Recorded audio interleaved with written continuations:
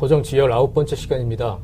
24일 박근혜 대통령이 국회 시정연설에서 개헌이라는 깜짝 카드를 내놨습니다.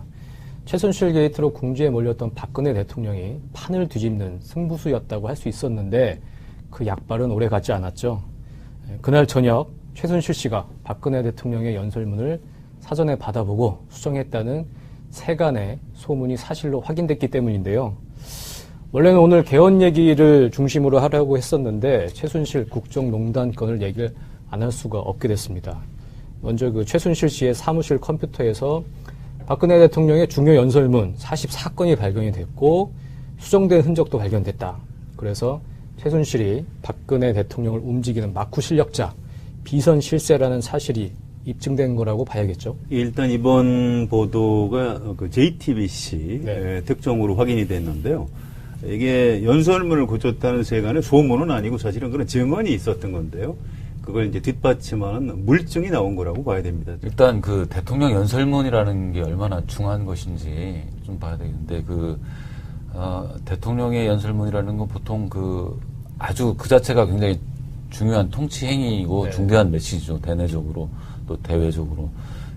그리고 이제 예를 들면 안보 문제에서도 굉장히 민감한 사안이 담겨 있을 수도 있고, 그리고 심지어는 그 연설 한마디에 따라서 주식시장이 출렁이기도 하고 굉장히 사회적으로 타장이 큰, 그래서 대통령 연설문은 청와대 출입 기자들한테도 당일 그 연설하기 전 1시간 전 이 정도나 아주 임박해서 그것도 엠바고를 전제로 이거는 반드시 다 실제 연설이 이루어지고 난 다음에 보도를 할 수 있다, 오픈할 수 있다 해가지고 미리 아주 그 보안을 철저히 해서 다루는 거고, 중요한 8.15 연설이랄지 요번에 JTBC에서 보도한 그 파일들에 보면 2014년 3월 독일 드레스덴 연설문 첫 신년사, 심지어 그 대선 당선됐을 때의 당선 소감. 근데 이런 거를 미리 이제 준비하려면 보통 한두 달 전부터 청와대 그 참모들이 모여서 다 그 머리를 모아서 초안을 만들고 연설 기록 비서관이 연설문을 또 만들고 다시 또 독해를 거쳐서 아주 보안과 정성을 들여서 만드는 그런 거거든요. 그거를 최순실 씨는 하루 전, 이틀 전 미리미리 받아본 거예요. 따박따박 앉아서.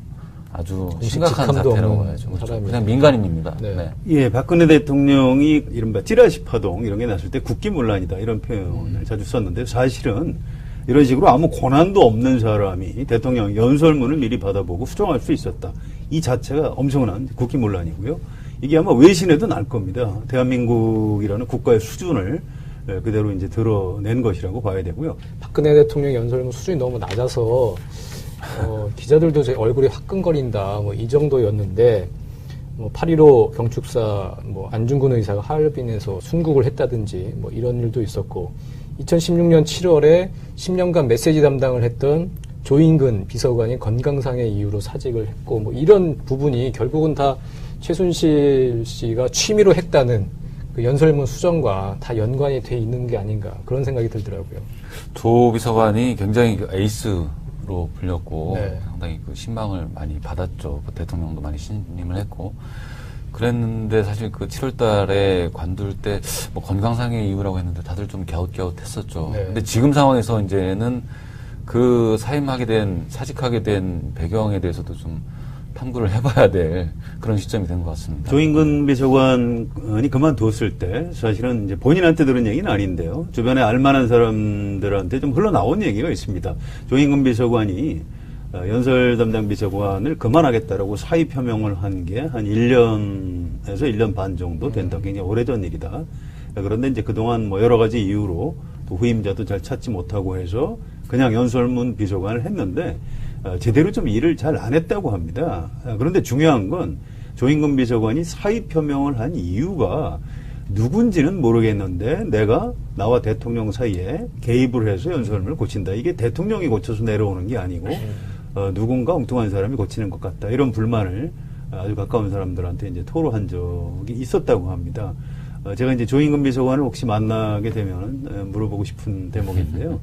아마 조인근 비서관은 최순실 씨가 연설문에 개입을 하고 있었다는 것을 알고 어떤 전문가로서 자괴감 같은 걸 느껴서 아마 사의 표명을 했던 것 같습니다. 그 얘기가 나올 당시만 하더라도 그 중간에 낀 사람이 최순실이라고는 그 누구도 상상을 아마 못했을 것 같은데 어쨌든 그 2007년 대선 경선 때요. 그 한나라당이죠. 당시 그 MB 캠프의 장광근 대변인이 이런 얘기를 했어요. 박근혜 후보가 대통령이 될 경우 최 씨 일가에 의한 국정농단의 개연성은 없겠는가? 최태민 일가와의 관계는 과거 완료형이 아니라 현재 진행형, 미래 진행형이다. 이런 얘기를 해서 지금의 상황을 정말 100% 예언을 한 게 아니냐. 지금 와서 상당히 이게 화제가 되고 있는데, 이런 상황을 보는 국민들로서는 정말 기가 막힙니다. 51.8%의 국민들이 박근혜 후보를 선출했는데, 박근혜 대통령은 아무런 그 공식 직함도 없는 사람과 국사를 논의하고 있었고, 이런 좀 어처구니 없는 상황이 지금 저희 눈앞에 펼쳐지고 있는데, 이거 앞으로 어떻게 해야 합니까? 이게 국가 중요 공문서를 외부로 유출했고, 이런 국기문란 사건, 뭐 탄핵도 가능한 거 아닙니까? 어떻게 풀어야 할까요? 아직은 좀 정확히 진상조사를 좀 더 해봐야 될 것 같고요. 이제 언론에 보도된 내용이 어디까지 사실인지 확인하는 작업이 필요합니다. 또 최순실 씨가 연설문의 최종 데스크를 본 것 같지는 않고요. 좀 분간을 할 필요는 있습니다. 최순실 씨가 문서를 여러 번 뒤에도 뭔가 이제 수정이 되고 가필이 돼서 박근혜 대통령이 최종 연설을 했다. 이제 이렇게 분석이 됩니다. 아마 짐작건데 최순실 씨한테도 한번 봐라. 이렇게 해서 이제 넘겨줬고 최순실 씨 의견도 연설에 부분적으로 좀 반영됐던 것 아닌가 이런 정도 생각이 들고요. 이 연설문을 최종적으로 우리 언론사에서 누가 최종 데스크를 보듯이 연설문의 최종 데스크를 최순실 씨가 했다. 이렇게까지 이제 생각하고 싶지는 않습니다. 아무튼 어디까지 과연 최순실 씨가 개입했는지 이 부분에 대한 진상조사가 이제 좀 더 이루어진 다음에 누구를 무슨 제목으로 처벌할 것인지 또 박근혜 대통령은 무엇을 잘못한 것인지 그래서 앞으로 박근혜 대통령이 어떻게 해야 할 것인지 이런 문제들은 좀 약간 시간을 두고 얘기를 해봐야 될 것 같습니다. 지금 여당에서 벌써 이제 특검 얘기가 나오고 있어요. 여당에서부터. 그러니까 이 보도가 나오고 난 다음에 사실은 야당보다 여당이 더 시끄럽고 아주 뜨겁게 지금 반응하고 있어요. 네. 우선 정진석 원내대표가 차마 얼굴을 들 수 없다고 얘기하면서 우병우 민정수석은 일단 당연히 물러나라 당장. 그리고 대통령이 직접 설명을 해라 국민 앞에. 또 김용태 의원 같은 경우는 특검해야 된다 이 사안을.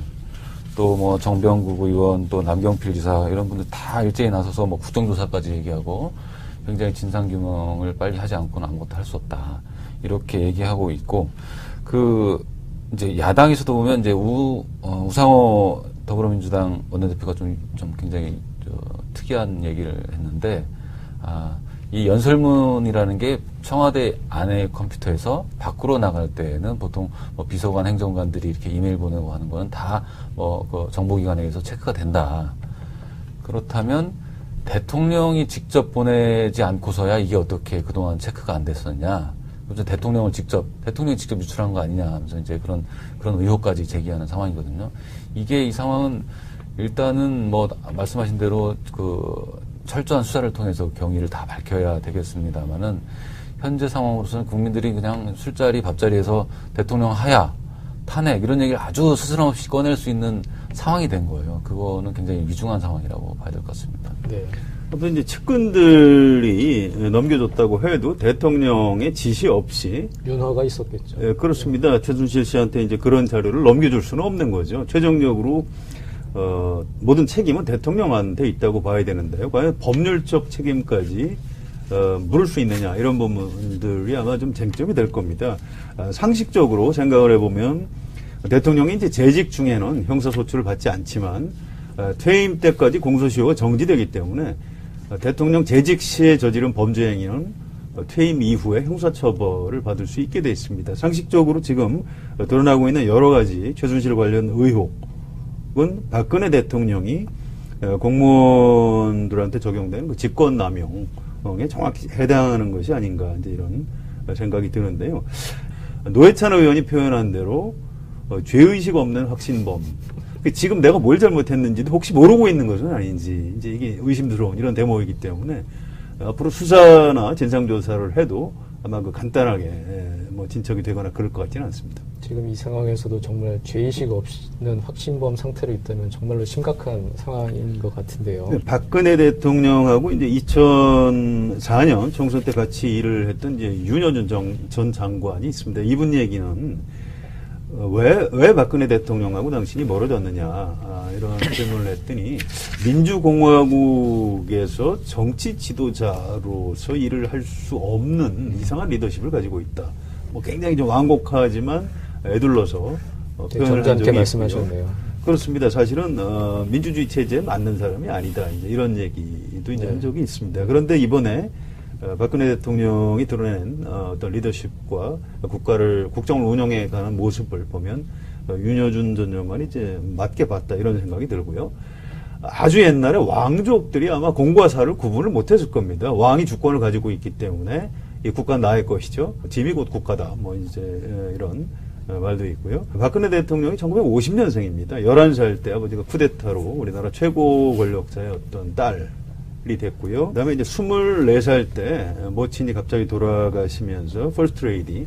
그 당시 분위기로는 이제 국모에 해당하는 거죠. 올랐다가 29살에 청와대에서 쫓겨났습니다. 그 이후에 최순실 씨하고 뭐 좀 가까이 지낸다고 해도 그게 무슨 문제가 있겠습니까? 그런데 다시 대통령이 되고 난 다음에 본인이 청와대하고 대한민국의 주인이 됐다. 이렇게 좀 착각을 한 것이 아닌가. 그래서 지금 어떤 그 대통령으로서 국민들한테 위임받은 권력이라는 권한이라는 그 공적인 부분과 최순실 씨하고 개인적으로 친하다는 사적인 부분 뭐 이런 것들이 그 대혼란을 일으키고 있는 것이 아닌가 이런 걱정이 됩니다. 대통령이, 그러니까 그게 본인이 헷갈릴 수 있어요. 그러니까 한번 그 얘기를 또 다시 되돌려주고 싶은 거예요. 그러니까 본인이 했던 얘기. 아까도 잠깐 언급이 됐습니다. 2014년 말에 정윤회 문건이라고 나왔을 때 찌라시에 나라가 흔들리고 있다고 하면서 국기문란으로 규정하고 검찰 수사를 지시를 했죠. 이번에 문건 유출된 겁니다. 대통령 연설문이 심지어. 그리고 9월 22일 회의에서 비상식이다. 이게 지금 난무하는 비방과 확인되지 않은 폭로의 수준을 훨씬 넘어서 지금 사실들이 이제 무수하게 쏟아지는 상황이거든요. 스스로 한번 이런 자기가 했던 발언들은 곱씹어볼 때인 것 같습니다. 그 추석 연휴 즈음에서 개헌 준비를 했다는 게 이제 김재원 정무수석 얘기인데요. 네. 혹시 이번에 그 개헌을 제의한 것도 최순실 씨하고 뭔가 의논을 한 것은 아닌가? 뭐 신문 만평에 좀 나오는 얘기입니다만 뭐 그런 의심이 들 정도로. 개헌이 아니라 계엄이라고 얘기했다. 예. 개엄을 하라고 했는데 말을 잘못 알아듣고 개헌을 했다. 이제 만평에 나오는 얘기인데. 좀 서글픈 얘기입니다, 사실은. 우리가 그렇게 지금 웃을 수 있는 상황은 아닌 것 같고요. 당장 박근혜 대통령이 국민들한테 어떤 태도를 취할 것인지, 이게 지금 최대의 관심사인데요.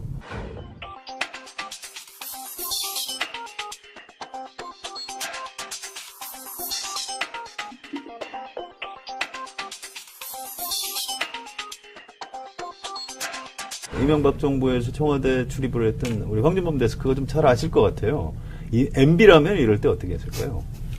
MB는 뭐 여러 그 공과에 대한 평가가 뭐 주로 과가 많겠습니다만은 그래도 그 장점이라고 한다면 주변에 그래도 합리적으로 판단할 수 있는 그 참모들, 사람들이 좀 있었고 그리고 수시로 그 사람들과 대화가 되는 어떤 공식적이든 아니면 뭐 저녁 때 관저로 불러서 뭐 소주 한잔 하면서 터놓고 얘기를 하든 그게 가능했고 그러면서 실제로 그 의견을 수용을 해요.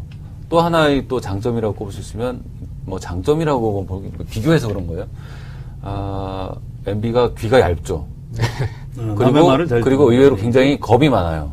그래서 이거 큰일 났다. 이거는 이때는 이렇게 국민들 앞에 뭐 3번이건 4번이건 고개 숙여야 된다 하면은 하거든요. 그러면 또 사실 또 그러면서 한 매듭 짓고 다른 일도 조금 몇 달이라도 버텨 나가는 거거든요. 근데 지금 대통령은 그런 것과 굉장히 그렇죠. 너무 귀가 두껍고 심지가 굳으셔서 그게 잘 안 되는 게 국민들이 굉장히 답답해 하게 하는 말입니다. 과연 지금 국민들이 요구하는 대로 탄핵을 할 수 있을 것이냐. 현실적으로 쉽지는 않을 겁니다. 탄핵 소추에 일단 국회의원들 중에 3분의 2가 탄핵 소추 의결을 해야 되고요. 또 헌법재판소에 가서 최종적으로 탄핵 결정이 이루어져야 됩니다. 네. 박근혜 대통령은 탄핵을 현실적으로 지금 밀고 가기는 야당이든 국민들이든 쉽지는 않을 것이다 이런 생각이 들고요. 또 이런 상황에서 뭐 박근혜 대통령 물러나라 이렇게 뭐 하야를 요구하는 뭐 시위가 광화문 광장에서 당장 벌어질 것 같지도 않고요. 지금 국민들이 좀 약간 어이가 없는 상황이고요. 좀 지켜보고 있는 것이죠. 그런데 저는 뭔가 좀 더 큰 비리가 드러나고 이러면서 혹시 박근혜 대통령이 나는 억울하다 이렇게 강변을 하면서 갑자기 대통령직을 사퇴하는 일이 벌어지지는 않을지 요즘 이런 걱정을 하고 있습니다. 대통령이 이제 그만두면 우리 이제 흔히 하는 말로 이제 어떤 그 국정의 연속성에 혼란이 생기는 거고요. 현재 이제 5년 단임 대통령제인데 대통령을 당장 다시 뽑아야 됩니다. 잔여 임기에 누가 대행을 하는 게 아니고요. 그렇게 되면 지금까지 2017년 12월에 대통령 선거를 해서 2018년 2월 25일 날 취임하게 돼 있는 정치 일정 자체가 상당 부분 어그러지는 것이고요.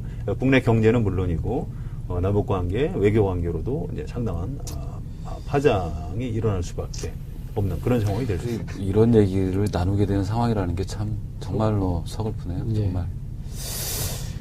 어쨌든 박근혜 대통령은 개헌 카드로 전국의 주도권을 다시 쥐어보려고 했는데 이제 뭐 이런 사건이 터짐으로 해서 완전히 이제 빈사 상태로 접어드는 게 아닌가 싶습니다. 레임덕이 이제 본격화되는 게 아닌가 싶은데 어떻게 보세요? 이 당일 이 시정연설과 이 연설문 그 보도가 나온 그 하루의 청와대의 모습을 보면은 대충 알 수 있을 것 같아요. 오전 10시에 대통령이 시정연설을 국회에서 호기롭게 해서 이제 개헌을 비장의 카드로 던지고 그 직후에 김재원 청와대 정무수석이 좀처럼 기자들 앞에서 공개적으로 서지 않는 열심히 브리핑을 하죠. 이거는 대통령이 개헌 스케줄을 가져갈 거고 지지부진하면 항상 대통령이 좀 뭔가 박차를 가할 거고 여러 이렇게 얘기를 합니다. 아주 자연스럽게 자신감 있게. 그리고 언론들도 다들 이게 예상치 못한 어떤 한방 이렇게 하면서 굉장히 당황하고 지면을 쫙 펼쳤는데 저녁 때 불과 저녁 8시에 그 JTBC 보도가 나오고 우리도 청와대 기자한테 이거 뭐냐 청와대 입장을 빨리 들어봐라. 오전까지 그렇게 열심히 자기들 그 개헌 얘기 설명해주던 그 청와대 스태프들 전화 전혀 안 받았어요. 답답하게 아무도. 네. 전화를 못 받은 거죠. 그렇죠. 받을 수가 할 말이 없는 거죠. 네. 그리고 이튿날 아침까지도 그냥 기자들 만나서 경위 파악 중이다. 뭘 물어봐도 경위 파악 중이다. 여러 경로를 알아보겠다. 이러고만 있어요. 하루아침에 공세에서 수세로 완전히 내려앉은 그 단면을 보여준 어제 하루였고 실제로 이제 국민들이 이제 대통령 지지율이 25%다 아니면 20%다. 30%다. 이게 의미가 없는 이제 허수가 된 것 같아요. 국민들의 마음속에는 이미 우리가 저런 이런 알 수 없는 사람의 그 뒤에 그 뒷장막에 있는 사람의 통치를 받았단 말인가. 자괴감에 빠지게 되면서 국민들은 대통령을 그렇게 대통령이라고 불러주고 싶지 않은 상황이 된 거죠. 네. 지금 상황이 이렇게 됐기 때문에 박근혜 대통령은 사실상 개헌 논의에서 자연스럽게 배제되는 거 아닙니까? 어떻게 보십니까? 개헌제의의 배경 자체가 개헌이 목적이라기보다 개헌 과정을 적극적으로 주도함으로써 전국 주도권을 놓치지 않겠다. 레임덕에 빠지지 않겠다. 이제 이런 의지가 이제 분명히 있는 것으로 확인이 됐기 때문에 빠져라. 이럴 경우에 과연 박근혜 대통령이 빠질지 정부의 개헌안을 정리해서 이제 별도로 국회에다 제출할 가능성도 좀 있어 보이고요. 그 과정에서 새누리당 안에 이른바 친박 정치인들이 이제 어떤 스탠스를 취해야 할지 이런 것들이 아직 좀 정리가 되지 않았다고 봅니다. 만약에 박근혜 대통령이 뒤로 빠져준다면 이런 전제하에 대선 주자들 반응을 얘기를 해야 되는데 사실 그거보다는 이제 박근혜 대통령이 개헌에 대해서 어떤 입장을 취할지 이 부분이 좀 더 중요할 수도 있을 것 같습니다. 그러니까 대통령이 쥔 사실 구사할 수 있는 마지막 카드예요. 개헌이라는 게 더 이상 이제 없어요. 이제 검찰 이런 조직들도 서서히 이제 통제가 잘 안 될 거고 개헌으로 이제 주도권을 쥐겠다는 건데 저는 대통령이 빠지지 않을 거라고 봐요. 네. 어제도 그런 뜻을 분명히 했고 마지막 카드인데 지금 가뜩이나 수사해 보려는데 이것까지 자기가 다 국회에 떠맡기고 나는 내 할 일 한다.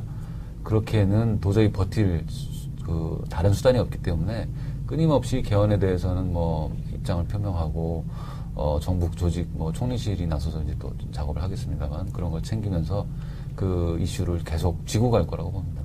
아무튼 이제 박근혜 대통령이 개헌 제의를 할 것이다라는 예측은 정치 분석가들 사이에서는 좀 있었습니다. 또 실제 정치를 하는 분들 사이에서도 박근혜 대통령이 마지막 반전카드일 것이다 이런 예상이 있었고요. 예상대로 나왔는데 여기 이제 최순실 스캔들이 뭔가 예상과 달리 같이 터지면서 본래 이제 박근혜 대통령이 개헌을 제의하면 문재인 전 대표가 개헌에 반대하고 다른 사람들은 박근혜 대통령하고 같이 개헌에 찬성을 하는 구도. 네. 그래서 문재인이 고립될 것이다. 이렇게 예상을 했는데 최순실 게이트하고 같이 터지면서 반대로 박근혜 대통령이 고립되고 다른 여야를 불문하고 대선 주자들은 최순실 비리 의혹부터 규명을 하고 넘어가자. 이제 이런 식으로 박근혜 대통령의 의도하고는 이제 다른 그런 장면들이 벌어지고 있는 것이죠. 대선 주자들뿐만 아니라 정세균 국회의장도 있을 것이고요. 국회 개헌 모임도 있을 것이고 박근혜 대통령에 대항해서라도 그런 쪽에서도 개헌 논의가 활발히 진행되겠죠.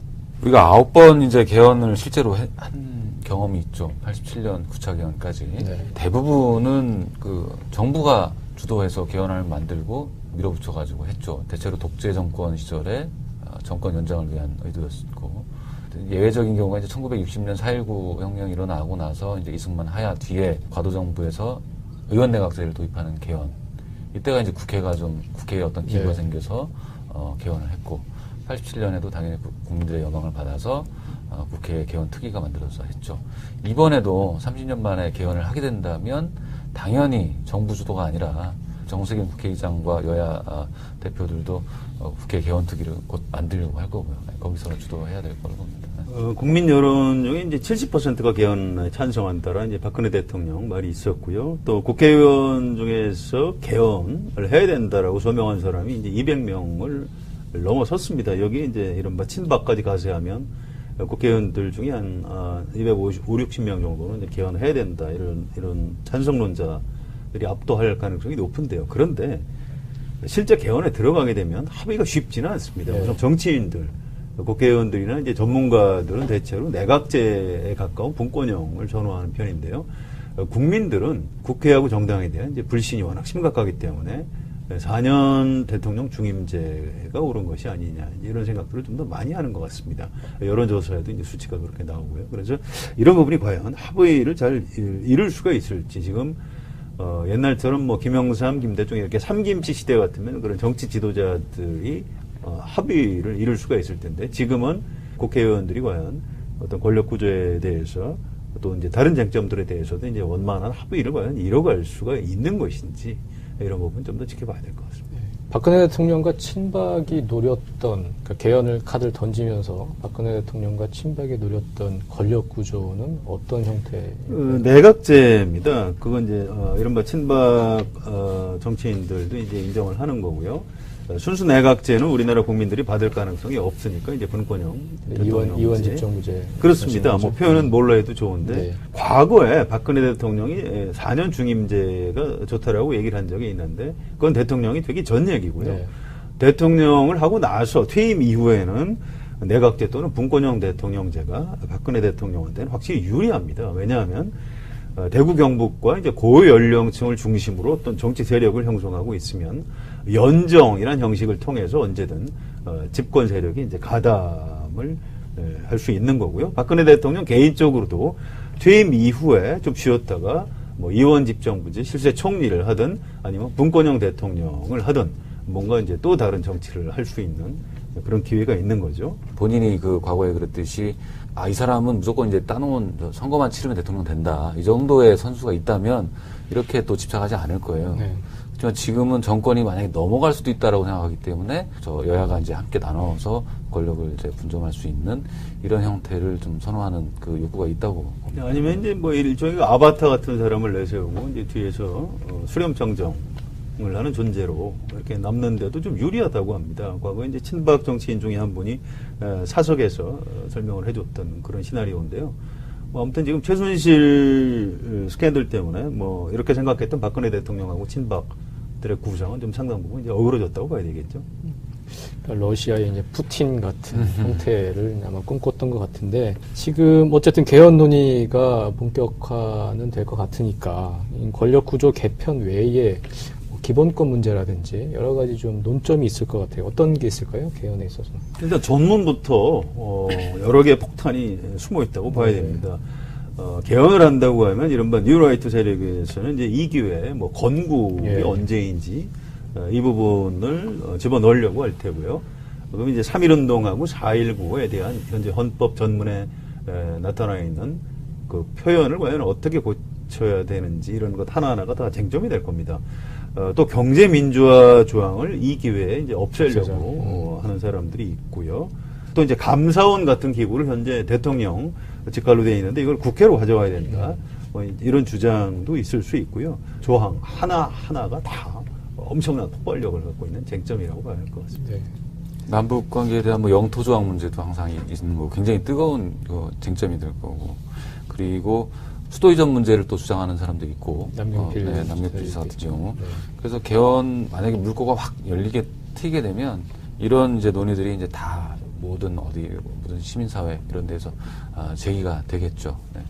그래서 이제 그런 문제까지 다 다루는 포괄적 개헌이어야 하냐 아니면 권력구조 제왕적 대통령 이제 문제점만 개선하는 권력구조에 초점 맞춘 원포인트여야 하나 이런 논쟁도 있는 것 같아요. 어떻게 보십니까? 현실적으로는 권력구조만 해도 대성공이라고 봐야 되겠죠. 권력구조가 원포인트가 아닙니다. 권력구조 안에 한 뭐 10포인트 또는 뭐 100포인트 정도는 들어있는 것 같고요. 또 권력구조에 대해서 어떻게 할지 뭐 합의를 겨우 본다고 해도 4년 중임제를 하면 그럼 미국처럼 부통령제를 두고 국무총리를 없앨 것이냐. 그러니까 현행 헌법의 내각제적 요소를 과연 다 폐지할 것이냐. 국무위원 제도를 없앨 것이냐. 국회는 그럼 이왕 미국식으로 가는 거니까 상하원, 양원제로 가자. 이렇게 요구할 것이고 그렇다면 또 국민들은 아니 지금 하나 있는 것도 보기 싫어 죽겠는데 왜 국회를 2개나 만들었냐고 반대할 것이고 포인트가 엄청나게 많네요. 그렇습니다. 네. 뭐 수도 없이 중요한 강론들이 권력구조라는 이름 밑에 지금 숨어 있는 그런 상황이라고 봐야 될 것 같습니다. 네. 박근혜 대통령은 이제 임기 안에 이걸 하자라고 얘기해놨어요. 근데 임기 안에 한다면 사실 권력구조 한 대목만 해내기도 굉장히 힘들 것 같고 하물며 지금 말씀하신 여러 뭐 지방분권이다, 기본권이다, 뭐 경제조항이다 이런 것까지 다 포괄하게 된다면 사실 시간이 좀 빠듯하다고 봐야죠. 왜냐하면 개헌이라는 논의 자체가 무슨 뭐 저 30년 만에 하는 건데 딸랑 그 권력구조만 한다? 국민들이 그거를 용납을 해줄지. 개헌 절차를 보면 일단 뭐 여러 가지 절차가 있는데 국민투표까지 가는 것도 쉽지가 않죠. 국회 제적의원 3분의 2 이상의 찬성이 필요하고 200명 이상이 찬성을 해야 된다는 건데 그러니까 여야가 지금 합의하지 않으면 국민투표에 붙일 수도 없는 그렇죠. 그런 것이고 그리고 지금 보면 최순실 국정농단 사건이 이제 확인이 됨으로 해서 개헌 논의까지 빨아들이는 블랙홀이 되지 않을까 그런 생각도 들고요. 전체적으로 보면 개헌이 정말 잘 될까 이런 의문이 드는데 어떻게 보십니까? 예, 이제 최순실 비리가 여기 끼어들고 박근혜 대통령이 적극적으로 개헌에서 전국 주도를 하겠다는 것 때문에 좀 대혼란이 벌어지고 있는 건 사실입니다. 그런데 저는 정치를 해본 사람들이 대통령 한 사람의 리더십에 기대는 현행 체제는 좀 문제가 있다라고 생각을 하고요. 또 전문가들도 이제 그렇게 생각을 하기 때문에 개헌을 장기적으로 봐서 할 필요는 있다. 당위성에서 개헌을 할 필요는 있다. 그것도 권력구조를 현재 그 사실상 대통령 중심제로 움직이는 대통령제는 좀 문제가 있다. 그래서 의원 내각제든 아니면 분권형 대통령제든 권력구조를 좀 바꿀 때가 됐다라는 주장에 전 개인적으로 동의를 합니다. 그런데 조건이 있죠. 박근혜 대통령은 빠져줘야 됩니다. 빠지고 아마 국회에서 분권형 대통령제로 의원 내각제에 가까운 그런 권력구조 개편을 하는 쪽으로 중지를 모아달라 하면은 국회에서 저는 대통령의 영향권에서 벗어난 여당 의원들 그리고 야당 의원들이 힘을 합치면 3분의 2 정도 확보해서 어떤 개헌안을 가결시키는 것까지도 혹시 가능할 수도 있다. 남경필 지사가 이제 페이스북에 글을 올렸는데 저는 굉장히 공감했어요. 최순실 사건 이걸 얘기하면서 진실이 모두 밝혀질 때까지 정치권은 개헌 논의를 중단해야 된다 이렇게 했어요. 사실 이게 맞다고 봅니다. 그러니까 지금 당장 정치권이 뭐 어제 반응에서도 보다시피 이렇게 당장 뛰어들 태세는 아니었습니다만 최순실이 더 큰 그 연설문 파문까지 나오면서 국면이 상당히 바뀌었거든요. 네. 이 국면을 먼저 정리하지 않으면 대통령으로부터 자유로운 개헌 논의가 불가능하다고 봅니다. 이 최순실 문제부터 따라서 당연히 먼저 선결해놓고 그 다음 순서로 가는 게 맞다고 봅니다. 예, 박근혜 집권 4년 차인데요. 대한민국에서는 비선 대통령이 존재하는 상상할 수 없었던 막장 드라마가 연출되고 있습니다. 능력도 없고 권력의 정당성도 잃은 박근혜 대통령이 먼저 물러나는 게 개헌보다 시급한 일이 아닐까 싶습니다. 더정치 19번째 시간, 오늘은 여기까지입니다. 감사합니다. 아주 가까운 사람들한테 이제 토로한 적이 있었다고 합니다. 제가 이제 조인근 비서관을 혹시 만나게 되면 물어보고 싶은 대목인데요. 아마 조인근 비서관은 최순실 씨가 연설문에 개입을 하고 있었다는 것을 알고 어떤 전문가로서 자괴감 같은 걸 느껴서 아마 사의 표명을 했던 것 같습니다. 그 얘기가 나올 당시만 하더라도 그 중간에 낀 사람이 최순실이라고는 그 누구도 상상을 아마 못했을 것 같은데, 어쨌든 그 2007년 대선 경선 때요, 그 한나라당이죠. 당시 그 MB 캠프의 장광근 대변인이 이런 얘기를 했어요. 박근혜 후보가 대통령이 될 경우 최 씨 일가에 의한 국정농단의 개연성은 없겠는가? 최태민 일가와의 관계는 과거 완료형이 아니라 현재 진행형, 미래 진행형이다.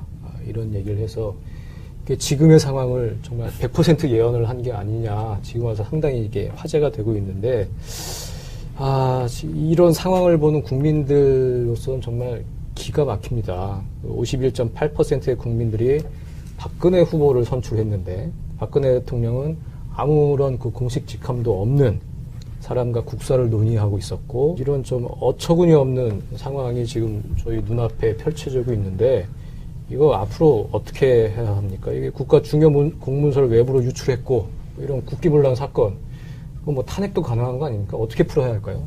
아직은 좀 정확히 진상조사를 좀 더 해봐야 될 것 같고요. 이제 언론에 보도된 내용이 어디까지 사실인지 확인하는 작업이 필요합니다. 또 최순실 씨가 연설문에 최종 데스크를 본 것 같지는 않고요. 좀 분간을 할 필요는 있습니다. 최순실 씨가 문서를 여러 번 뒤에도 뭔가 이제 수정이 되고 가필이 돼서 박근혜 대통령이 최종 연설을 했다. 이제 이렇게 분석이 됩니다. 아마 짐작컨대 최순실 씨한테도 한번 봐라. 이렇게 해서 이제 넘겨줬고, 최순실 씨 의견도 연설에 부분적으로 좀 반영됐던 것 아닌가. 이런 정도 생각이 들고요. 이 연설문을 최종적으로 우리 언론사에서 누가 최종 데스크를 보듯이 연설문의 최종 데스크를 최순실 씨가 했다. 이렇게까지 이제 생각하고 싶지는 않습니다. 아무튼 어디까지 과연 최순실 씨가 개입했는지 이 부분에 대한 진상조사가 이제 좀 더 이루어진 다음에 누구를 무슨 제목으로 처벌할 것인지, 또 박근혜 대통령은 무엇을 잘못한 것인지, 그래서 앞으로 박근혜 대통령이 어떻게 해야 할 것인지, 이런 문제들은 좀 약간 시간을 두고 얘기를 해봐야 될 것 같습니다. 지금 여당에서 벌써 이제 특검 얘기가 나오고 있어요. 여당에서부터. 그러니까 이 보도가 나오고 난 다음에 사실은 야당보다 여당이 더 시끄럽고 아주 뜨겁게 지금 반응하고 있어요. 네. 우선 정진석 원내대표가 차마 얼굴을 들 수 없다고 얘기하면서 우병우 민정수석은 일단 당연히 물러나라 당장. 그리고 대통령이 직접 설명을 해라 국민 앞에. 또 김용태 의원 같은 경우는 특검해야 된다 이 사안을. 또 뭐 정병국 의원, 또 남경필 지사 이런 분들 다 일제히 나서서 뭐 국정조사까지 얘기하고 굉장히 진상규명을 빨리 하지 않고는 아무것도 할 수 없다 이렇게 얘기하고 있고, 이제 야당에서도 보면 이제 우상호 더불어민주당 원내대표가 좀 굉장히 특이한 얘기를 했는데, 이 연설문이라는 게 청와대 안의 컴퓨터에서 밖으로 나갈 때에는 보통 뭐 비서관 행정관들이 이렇게 이메일 보내고 하는 거는 다 그 정보기관에 의해서 체크가 된다. 그렇다면 대통령이 직접 보내지 않고서야 이게 어떻게 그동안 체크가 안 됐었냐. 대통령이 직접 유출한 거 아니냐 하면서 이제 그런 의혹까지 제기하는 상황이거든요.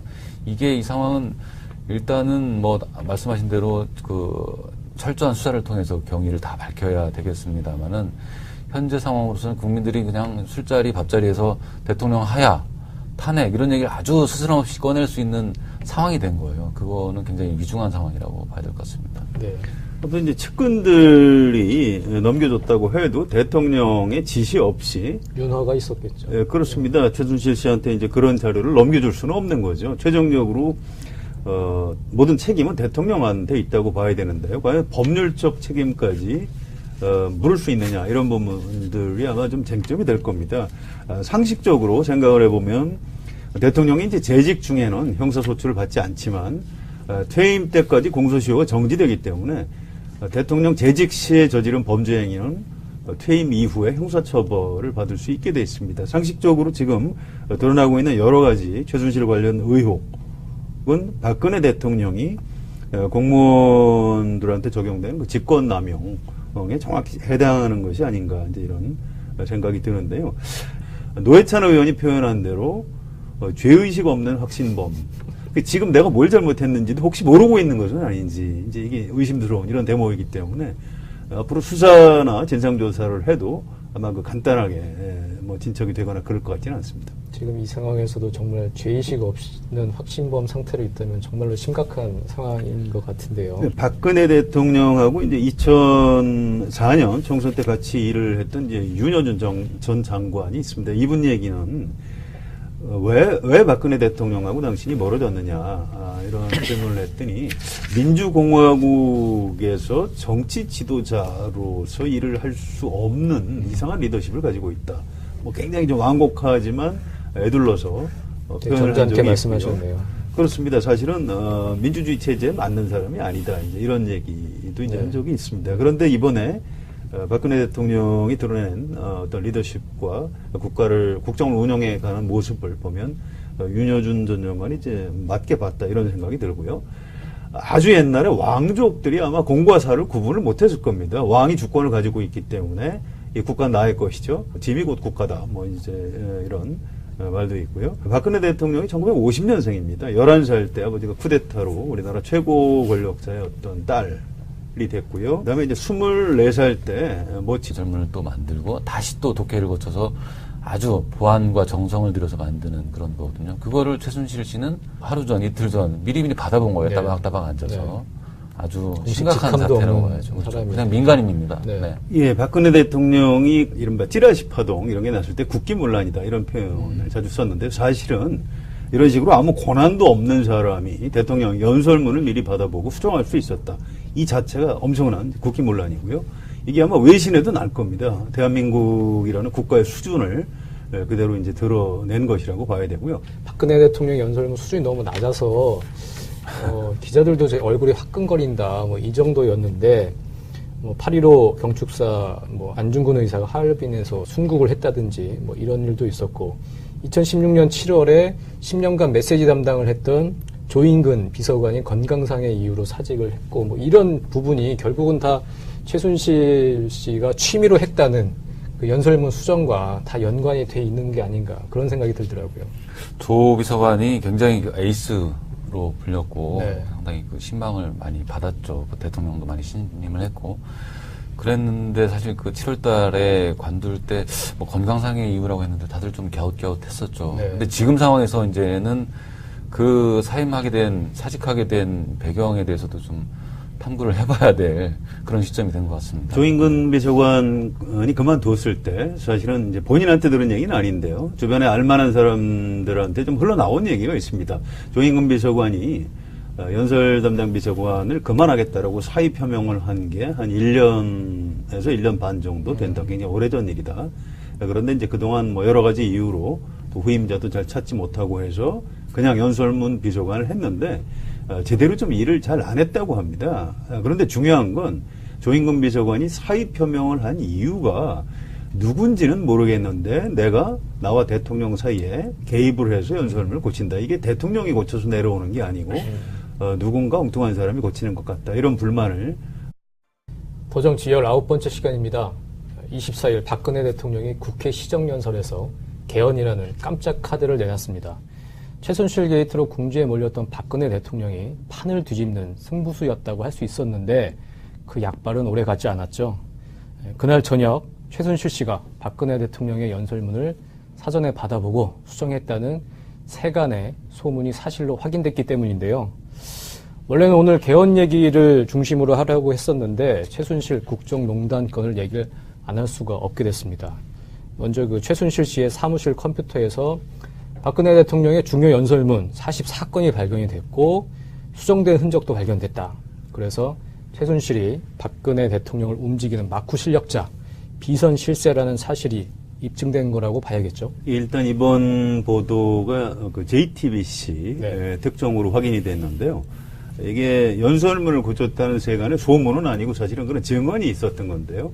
그걸 이제 뒷받침하는 물증이 나온 거라고 봐야 됩니다. 일단 그 대통령 연설문이라는 게 얼마나 중요한 것인지 좀 봐야 되겠는데 대통령의 연설문이라는 건 보통 아주 그 자체가 굉장히 중요한 통치 행위이고 중대한 메시지죠. 대내적으로 또 대외적으로.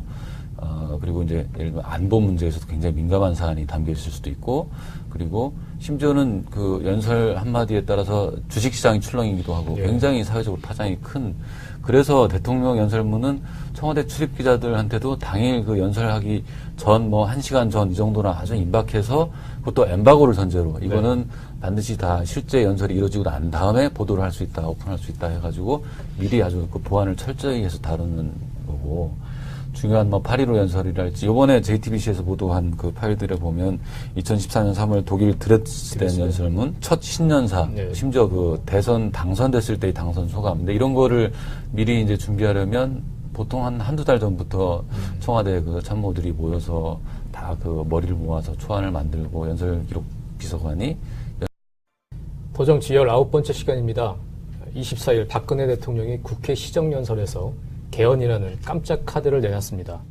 최순실 게이트로 궁지에 몰렸던 박근혜 대통령이 판을 뒤집는 승부수였다고 할 수 있었는데 그 약발은 오래 가지 않았죠. 그날 저녁 최순실 씨가 박근혜 대통령의 연설문을 사전에 받아보고 수정했다는 세간의 소문이 사실로 확인됐기 때문인데요.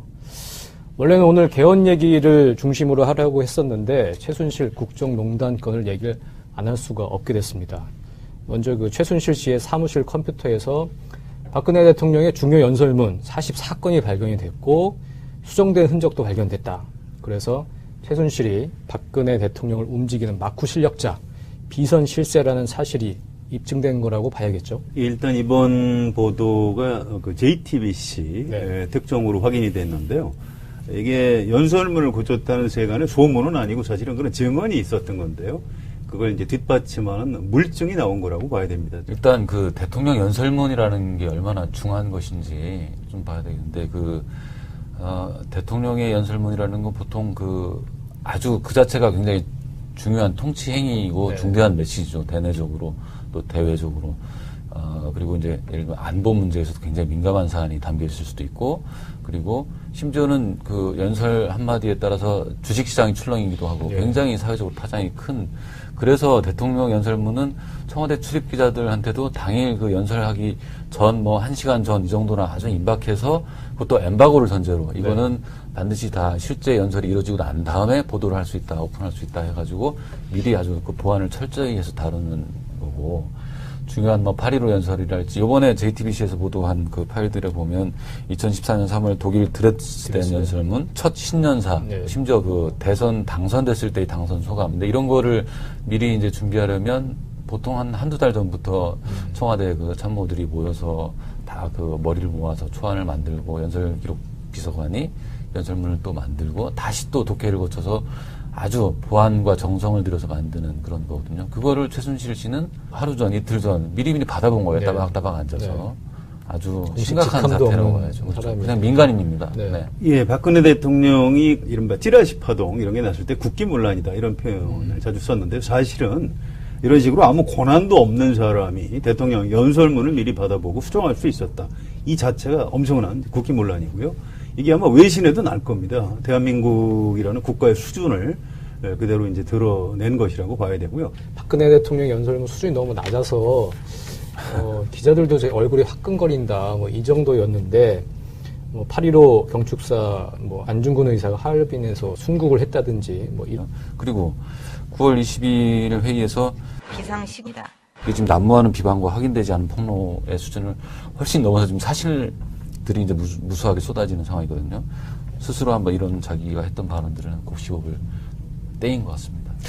그 추석 연휴 즈음에서 개헌 준비를 했다는 게 이제 김재원 정무수석 얘기인데요. 네. 혹시 이번에 그 개헌을 제의한 것도 최순실 씨하고 뭔가 의논을 한 것은 아닌가? 뭐 신문 만평에 좀 나오는 얘기입니다만 뭐 그런 의심이 들 정도. 개헌이 아니라 계엄이라고 얘기를 했다. 예. 개엄을 하라고 했는데 말을 잘못 알아듣고 개헌을 했다. 이제 네. 만평에 나오는 얘기인데 좀 서글픈 얘기입니다. 사실은 뭐 우리가 그렇게 지금 웃을 수 있는 상황은 아닌 것 같고요. 당장 박근혜 대통령이 국민들한테 어떤 태도를 취할 것인지 이게 지금 최대의 관심사인데요.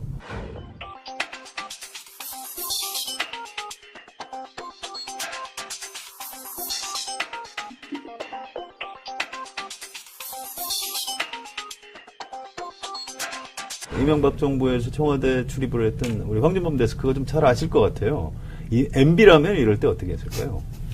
MB는 뭐 여러 그 공과에 대한 평가가 뭐 주로 과가 많겠습니다만은 그래도 그 장점이라고 한다면 주변에 그래도 합리적으로 판단할 수 있는 그 참모들 사람들이 좀 있었고 그리고 수시로 그 사람들과 대화가 되는 어떤 공식적이든 아니면 뭐 저녁 때 관저로 불러서 뭐 소주 한잔 하면서 터놓고 얘기를 하든 그게 가능했고 그러면서 실제로 그 의견을 수용을 해요. 또 하나의 또 장점이라고 꼽을 수 있으면 뭐 장점이라고 비교해서 그런 거예요. MB가 귀가 얇죠. 그리고 의외로 굉장히 겁이 많아요. 그래서 이거 큰일 났다. 이거는 이때는 이렇게 국민들 앞에 뭐 3번이건 4번이고 고개 숙여야 된다 하면은 하거든요. 그러면 또 사실 또 그러면서 한 매듭 짓고 다른 일도 조금 몇 달이라도 버텨 나가는 거거든요. 근데 지금 대통령은 그런 것과 굉장히 그렇죠. 너무 귀가 두껍고 심지가 굳으셔서 그게 잘 안 되는 게 국민들이 굉장히 답답해 하게 하는 말입니다. 과연 지금 국민들이 요구하는 대로 탄핵을 할 수 있을 것이냐. 현실적으로 쉽지는 않을 겁니다. 탄핵 소추에 일단 국회의원들 중에 3분의 2가 탄핵 소추 의결을 해야 되고요. 또 헌법재판소에 가서 최종적으로 탄핵 결정이 이루어져야 됩니다. 네. 박근혜 대통령을 탄핵을 현실적으로 지금 밀고 가기는 뭐 야당이든 국민들이든 쉽지는 않을 것이다 이런 생각이 들고요. 또 이런 상황에서 뭐 박근혜 대통령 물러나라 이렇게 뭐 하야를 요구하는 뭐 시위가 광화문 광장에서 당장 벌어질 것 같지도 않고요. 지금 이런 일도 있었고 2016년 7월에 10년간 메시지 담당을 했던 조인근 비서관이 건강상의 이유로 사직을 했고 뭐 이런 부분이 결국은 다 최순실 씨가 취미로 했다는 그 연설문 수정과 다 연관이 돼 있는 게 아닌가 그런 생각이 들더라고요. 조 비서관이 굉장히 그 에이스로 불렸고 네. 상당히 그 신망을 많이 받았죠. 그 대통령도 많이 신임을 했고 그랬는데 사실 그 7월 달에 관둘 때 뭐 건강상의 이유라고 했는데 다들 좀 갸웃갸웃했었죠. 네. 근데 지금 상황에서 이제는 그 사직하게 된 배경에 대해서도 좀 탐구를 해봐야 될 그런 시점이 된 것 같습니다. 조인근 비서관이 그만뒀을 때 사실은 이제 본인한테 들은 얘기는 아닌데요. 주변에 알만한 사람들한테 좀 흘러나온 얘기가 있습니다. 조인근 비서관이 연설 담당 비서관을 그만하겠다라고 사의 표명을 한 게 한 1년에서 1년 반 정도 된다. 굉장히 오래전 일이다. 그런데 이제 그동안 뭐 여러 가지 이유로 또 후임자도 잘 찾지 못하고 해서 그냥 연설문 비서관을 했는데 제대로 좀 일을 잘 안 했다고 합니다. 그런데 중요한 건 조인근 비서관이 사의 표명을 한 이유가 누군지는 모르겠는데 내가 나와 대통령 사이에 개입을 해서 연설문을 고친다. 이게 대통령이 고쳐서 내려오는 게 아니고 누군가 엉뚱한 사람이 고치는 것 같다. 이런 불만을 아주 가까운 사람들한테 이제 토로한 적이 있었다고 합니다. 제가 이제 조인근 비서관을 혹시 만나게 되면 물어보고 싶은 대목인데요.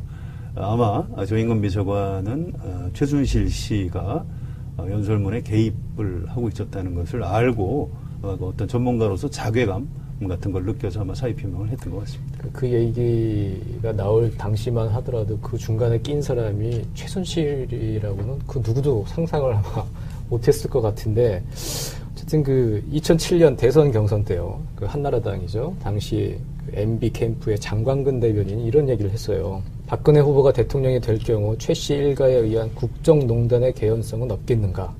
최태민 일가와의 관계는 과거 완료형이 아니라 현재 진행형, 미래 진행형이다.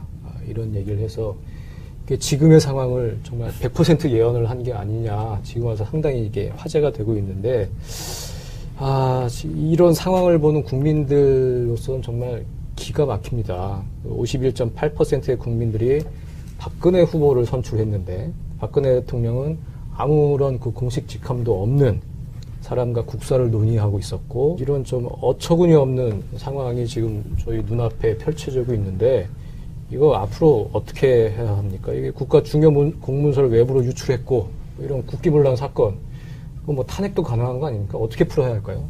아직은 좀 정확히 진상조사를 좀 더 해봐야 될 것 같고요. 이제 언론에 보도된 내용이 어디까지 사실인지 확인하는 작업이 필요합니다.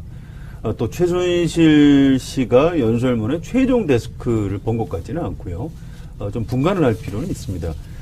최순실 씨가 문서를 여러 번 뒤에도 뭔가 이제 수정이 되고 가필이 돼서 박근혜 대통령이 최종 연설을 했다. 이제 이렇게 분석이 됩니다. 아마 짐작컨대 최순실 씨한테도 한번 봐라. 이렇게 해서 이제 넘겨줬고, 최순실 씨 의견도 연설에 부분적으로 좀 반영됐던 것 아닌가. 이런 정도 생각이 들고요. 이 연설문을 최종적으로 우리 언론사에서 누가 최종 데스크를 보듯이 연설문의 최종 데스크를 최순실 씨가 했다. 이렇게까지 이제 생각하고 싶지는 않습니다. 아무튼 어디까지 과연 최순실 씨가 개입했는지 이 부분에 대한 진상조사가 이제 좀 더 이루어진 다음에 누구를 무슨 제목으로 처벌할 것인지 또 박근혜 대통령은 무엇을 잘못한 것인지 그래서 앞으로 박근혜 대통령이 어떻게 해야 할 것인지 이런 문제들은 좀 약간 시간을 두고 얘기를 해봐야 될 것 같습니다. 지금 여당에서 벌써 이제 특검 얘기가 나오고 있어요. 여당에서부터. 그러니까 이 보도가 나오고 난 다음에 사실은 야당보다 여당이 더 시끄럽고 아주 뜨겁게 지금 반응하고 있어요. 네.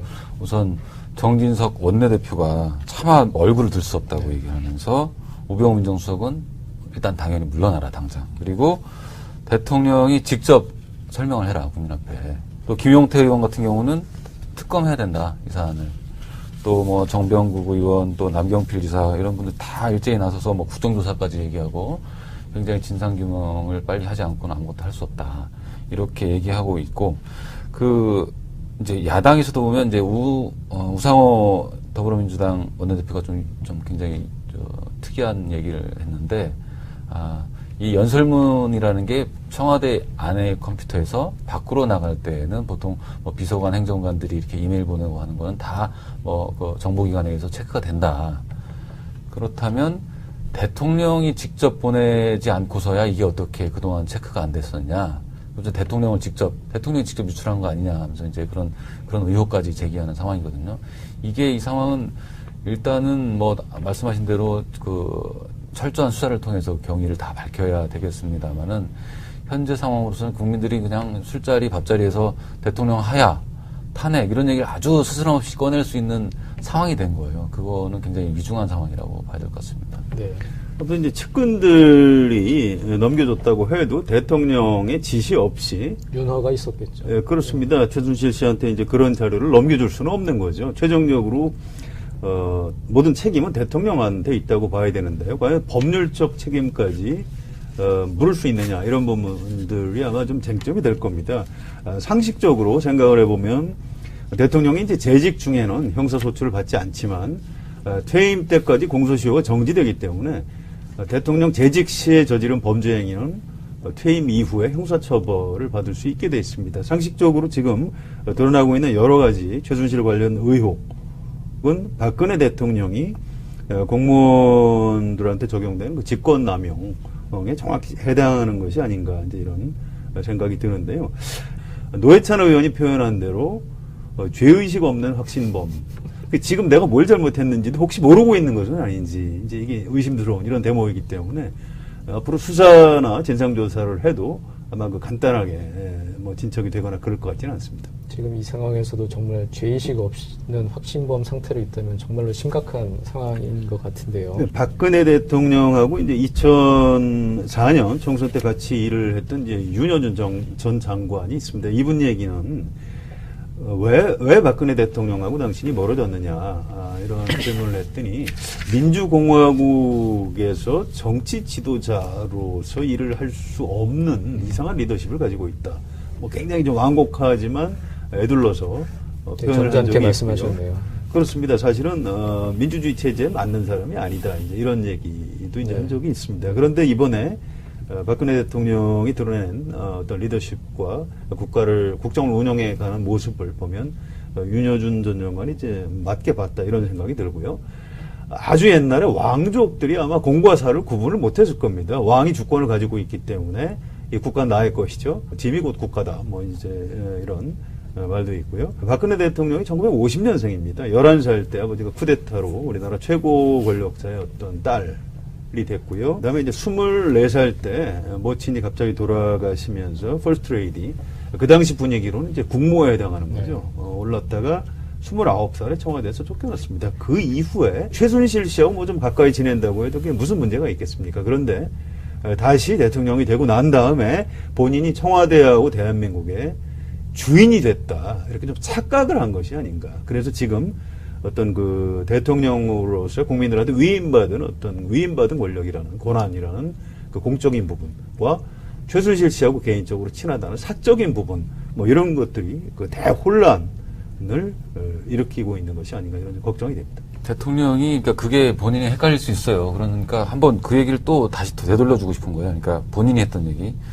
아까도 잠깐 언급이 됐습니다. 2014년 말에 정윤회 문건이라고 나왔을 때 찌라시에 나라가 흔들리고 있다고 하면서 국기문란으로 규정하고 검찰 수사를 지시를 했죠. 이번에 문건 유출된 겁니다. 대통령 연설문이 심지어.